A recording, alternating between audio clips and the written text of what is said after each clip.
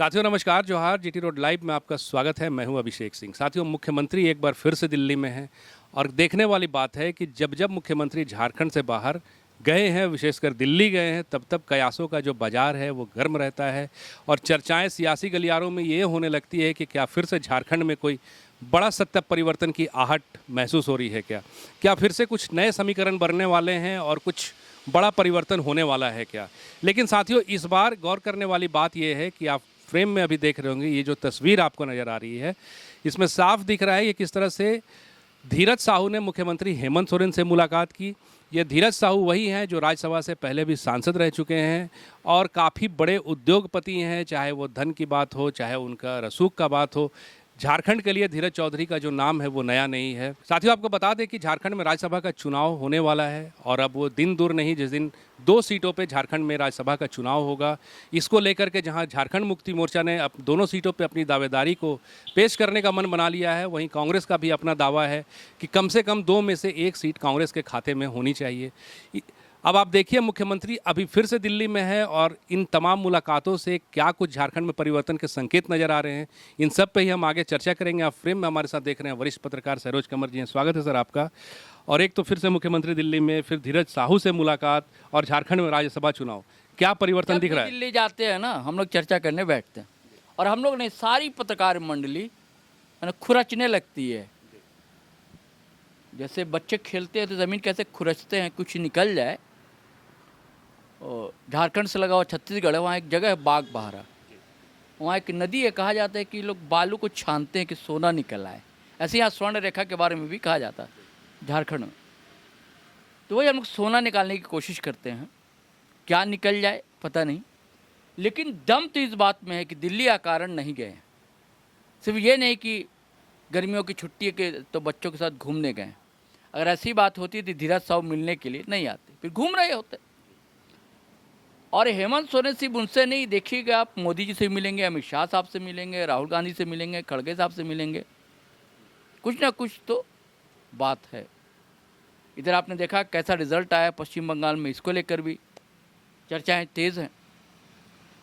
और आपने चर्चा की कि राज्यसभा चुनाव, हम लोग कई बार चर्चा कर चुके हैं कि 2 सीट खाली होने जा रही है। एक तो गुरु जी की सीट और एक दीपक प्रकाश भारतीय जनता पार्टी से थे, उनकी खाली होने जा रही। तो अब ये कि 2 सीट पर जाएगा कौन? इंडिया अलायंस के पास यानी गठबंधन के पास संख्या बल है कि चाहे तो दोनों सीट को जिताकर लोगों को भेज सकता है। लेकिन भारतीय जनता पार्टी भी अपना बल दिखाना चाहती है, हालांकि संख्या बल उसके पास कम है। लेकिन अब आशंका ये है कि कोई खेला हो जाएगा क्या। लेकिन खेला आसानी से तो हो नहीं सकता, कोई ना कोई गणित होनी चाहिए उसके लिए, खेला करने के लिए भी। और कांग्रेस चाहती है कि भाई हमेशा वादा करता है जेएमएम, निभाता नहीं है, इस बार निभाए और हमारे प्रत्याशी को भी जिताकर भेजे। 27 वोट हो जाएंगे भाई, 56 है, एक जेएमएम का हो जाए और एक कांग्रेस का हो जाए। और धीरज साहू का मिलना कारण नहीं है अभिषेक भाई। हालांकि उन्होंने पोस्ट में लिखा है फेसबुक में कि वो स्टेडियम वगैरह है, खेल वेल कराते रहते हैं, अभी भी क्रिकेट होना वहाँ पर, तो उसको लेकर लाइटिंग वाइटिंग और सब बातें हमने की हैं। वो तो बताएंगे नहीं ना, अंदर की बात क्या बात हुई वो तो बताएंगे नहीं।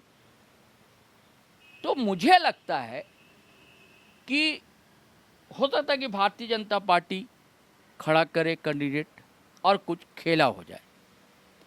कांग्रेस के विधायक फूटे या जेएमएम को फूटे, उसको 6-7 वोट की जरूरत पड़ेगी। 24 का आंकड़ा है ही सर, उनके पास आंकड़ा है ही, 4 या 5 यही ना जरूरत पड़ेगी उनको। या मुझे लगता है कि ऐसा ना कि कोई धन्ना सेठ जो है आ जाए और उसको दल सपोर्ट कर ले। धन्ना सेठ के पास तो सब कुछ होता है, कोई दिक्कत है नहीं। जैसे परिमल नथवानी, आप याद कीजिए, यहाँ से राज्यसभा सदस्य वो रह भी चुके हैं और उनको ये सब सारा गणित मालूम है, किससे मिलना है, कैसे मिलना है, क्या बात करनी है, क्या लेना है, क्या देना है, ये सारा कुछ वो जानते हैं, वो रह भी चुके हैं। वो बाहरी भीतरी ऐसा मामला चलता तो नहीं, खाली कहने की बात है कि नहीं चलता, सब चलता और सब चलता है यहाँ की राजनीति में। हॉर्स ट्रेनिंग के लिए भी बड़ा कुख्यात रहा झारखंड। अपना झारखंड अच्छा नहीं लगता कहते हुए, लेकिन रहा भाई, ये सब घटनाएं हुई हैं, सामने हैं, और राजनीतिक गलियारे में खुलकर बातचीत की जाती है इसको लेकर। या तो कोई परिमल नथवाणी जैसे कोई धन्ना सेठ, तो क्या इसमें धन्ना सेठ क्या धीरज साहू होंगे? क्योंकि धीरज साहू कांग्रेस से आते हैं, दोनों बात रह जाएगी,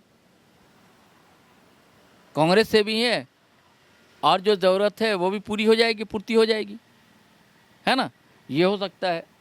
या एक और मुझे लगता है कि अगर ऐसा हो जाए, जो मान लीजिए कि भारतीय जनता पार्टी किसी ऐसे कैंडिडेट को खड़ा कर दे, है ना, कि फिर मजबूरी हो जाए हेमंत सोरेन की या जेएमएम के विधायकों की सपोर्ट करना।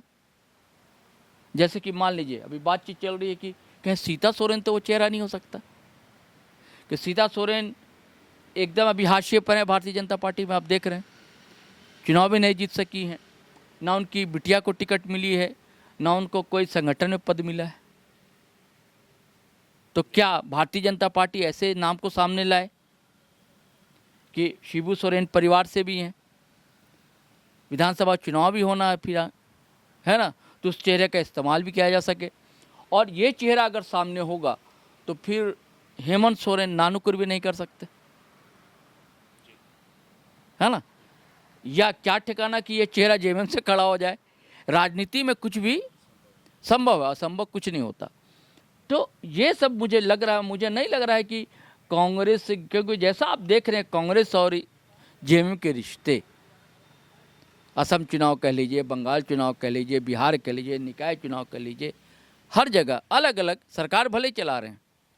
हालांकि सुप्रियो भट्टाचार्य कहते हैं कि ऐसा कोई बात नहीं, जेएमएम के बिना तो कुछ संभव ही नहीं। उन्होंने कीवी फल की भी बात कही है सर, प्लेटलेट्स है, जी, हरा रंग होता है, कि भूरा कैसे रंग आपने देखा कोविड के समय में भी जी, कीवी फल का काफी प्रचलन था, प्लेटलेट्स बढ़ता है। प्लेटलेट्स बढ़ता है। हाँ। तो ऐसे ही उनका कहना है कि कहना है भले बाहर से बुरा रंग हो, लेकिन अंदर से तो हम हरे हैं, हरे, और लगातार जो है विरोधियों को हम प्लेटलेट्स भी बढ़ाते रहेंगे। बढ़ाते रहते हैं। यही कहा है उन्होंने कि ऐसी कोई बात नहीं है, प्लेटलेट्स बढ़ाते रहेंगे हम। हालांकि वो सांप सपोला वाला बयान उन्हीं का ही था, लेकिन कहा जाता है कि चुनाव के समय ये सब चीज़ें कही जाती हैं। अभी आपने नहीं देखा पश्चिम बंगाल में विरोध में खड़ी थी कांग्रेस, और अब ममता बनर्जी के साथ खड़ी हैं सोनिया गांधी, साथ खड़े हैं राहुल गांधी। तो राजनीति में कुछ भी हो सकता है। तो ये सब सारे सिनेरियो बन रहे हैं। अब देखने वाली बात है कि क्या होगा, क्योंकि कांग्रेस भी नहीं चाहेगी कि गठबंधन को तोड़ना, नुकसान कांग्रेस को होगा। भले कांग्रेस की बैठक में जलेश्वर महतो ने कह दिया कि ज़रूरत पड़े तो हम बाहर से समर्थन करें, तो उसे क्या चाहिए, ठीक है भाई जाइए फिर कीजिए। लेकिन मुझे लगता है ये सब चीज़ें भी राज्यसभा चुनाव तक यथावत रहेंगी। राज्यसभा चुनाव के समय क्या खेल होता है, उसके बाद फिर सारी तस्वीरें हमको लगता है साफ होंगी। या तो कोई धन्ना सेठ होगा, या तो कोई परिवार का होगा, भाजपा इस्तेमाल करेगी, क्या करेगी। और कांग्रेस से अब हालांकि दिल्ली गए हैं, दिल्ली में तो कई लोगों से बातचीत होगी, और जब रांची लौटते हैं तो फिर क्या खेल होगा। कुछ ही दिन रह गए हैं राज्यसभा चुनाव के लिए। तो ये जो अभी लगातार आपने चुनाव परिणाम देखे सर, जी। चाहे आसाम देख लीजिए, पश्चिम बंगाल, कांग्रेस का जो ग्राफ गिरता हुआ नजर आ रहा है, और इसके साथ आपको लगता है कि कांग्रेस उस स्थिति में झारखंड में रहेगी कि वो अपनी बातों को प्रमुखता से रख पाए कि हमें एक सीट चाहिए या नहीं चाहिए? यही बात था, आपने बिल्कुल सही बात कही कि क्या बार्गेनिंग की स्थिति में अब है कांग्रेस, क्योंकि भाई अच्छा खासा वोट लाया है असम में। ठीक है कोई सीट नहीं दी, लेकिन 2 सीट पर सेकंड पोजीशन रहना, कुछ सीटों पर 3rd पे रहना, 4th पे रहना, बड़ी बात होती नई नवेली पार्टी के लिए, जो झारखंडी बेस्ड पार्टी है, और ऐसा उसका नाम ही है झारखंड मुक्ति मोर्चा, और असम में चुनाव लड़ती है ना। तो फर्क पड़ा, और नुकसान कांग्रेस कैंडिडेट को हुआ है। कांग्रेस को देखिए कहाँ 50 सीटों पे कांग्रेस प्लस थी, हाँ। वो अब 23 से 24 सीटों पे है वहाँ पे। तो स्थिति है सर बार्गेनिंग वाली? वही तो कह रहा हूँ, कांग्रेस के पास स्थिति है नहीं, करें तो क्या करें। लेकिन बयान तो दे रहे हैं कांग्रेस के नेता लोग, बयान तो देंगे। इन्होंने भी कहा कि राजू ने भाई कि उन्हें भाई कांग्रेस को मौका देना चाहिए। अब क्या होता है, अब ये देखिए, देखने वाली बात होगी। जी, तो साथियों देखने वाली बात तो होगी ही, क्योंकि आप देखिए कि जिस तरह से कांग्रेस का ग्राफ जो है वो गिर रहा है, उसी तरह झारखंड मुक्ति मोर्चा का जो ग्राफ है वो लगातार बढ़ता जा रहा है। आपने देखा कि जैसा सर ने भी बताया, आसाम के चुनाव में किस तरह से कैसे 2 सीटों पे झारखंड मुक्ति मोर्चा महज दूसरे स्थान पर रही थी, तो बाकी के 12-13 सीटों पर भी आप देखिएगा तो झारखंड मुक्ति मोर्चा का प्रदर्शन बेहतर रहा था। हालांकि अब राज्यसभा में किस पार्टी को कितनी सीटें मिलती है और कौन से उम्मीदवार चुनकर जाते हैं, ये आने वाले वक्त पे है। आज के लिए साथियों बस इतना ही, लेकिन जाते जाते आपसे वही आग्रह कि अगर आपने हमारे चैनल को सब्सक्राइब नहीं किया तो ज़रूर से कर लीजिए। वीडियो को हमारे लाइक शेयर और कमेंट भी ज़रूर कीजिए। आज्ञा दीजिए, नमस्कार, जय हिंद, जय भारत।